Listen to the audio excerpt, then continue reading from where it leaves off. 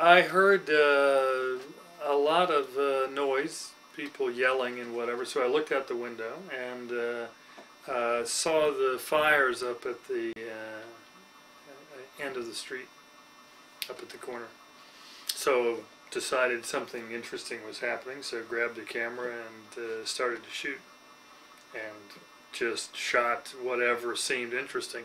It didn't occur to me to go out, which would have been more interesting. But I had no idea what was happening because I didn't know the story.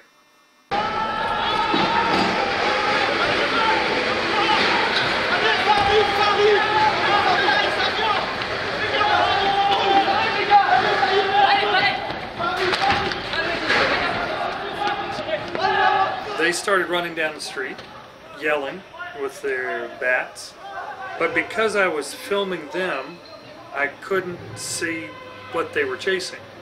So I just assumed that they were after a prostitute, because really it had only been a few days before that almost the same thing had happened, but without the bats. And so I filmed on down as they went down the street, and all of a sudden they stopped and just kind of came to a halt. And then I realized that either what they were chasing had disappeared around the corner, or they weren't chasing anything, which I came to believe was the case. And they came walking up the street absolutely calmly, as if nothing had happened. And that's when I thought that this looked like a movie.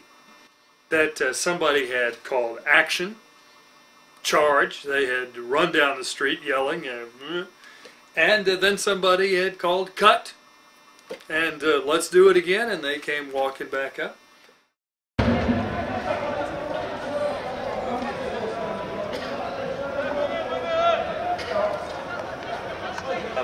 Then the fires became apparent, and I realized, no, this definitely is something else besides a prostitute. Je sais pas.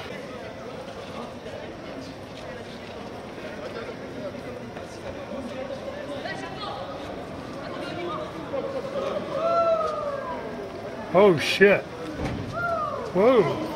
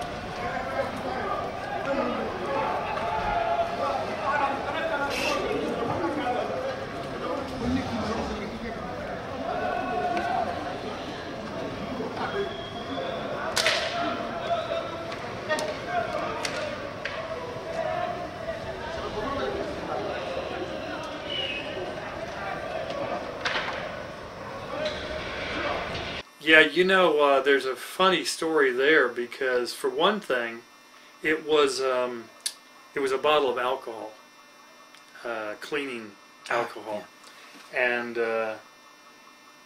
you know, it burns in a flash. So there was this flash, and then very quickly there was very little except the windshield wiper, the rubber of that caught fire and was burning, and that was the only thing burning.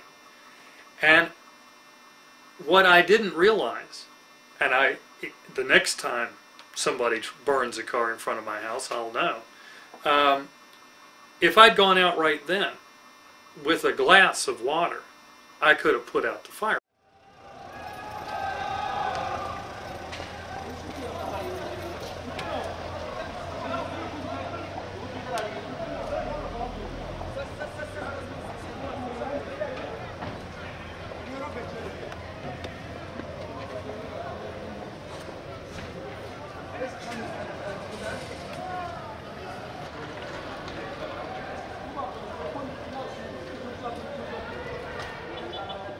Yeah, it took the police a long time. I mean, I can't remember how long.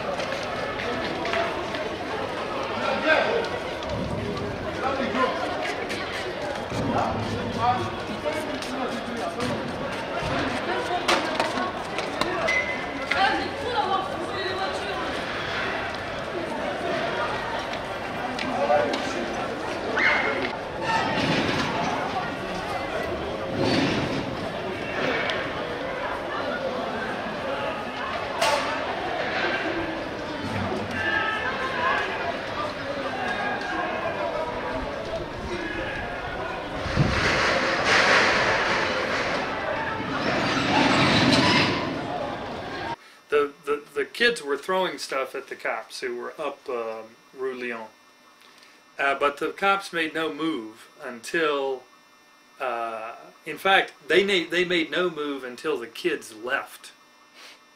And then when the kids had run off somewhere else, in fact, I thought it was all over, but they went other places in the neighborhood and broke windows, I found out later.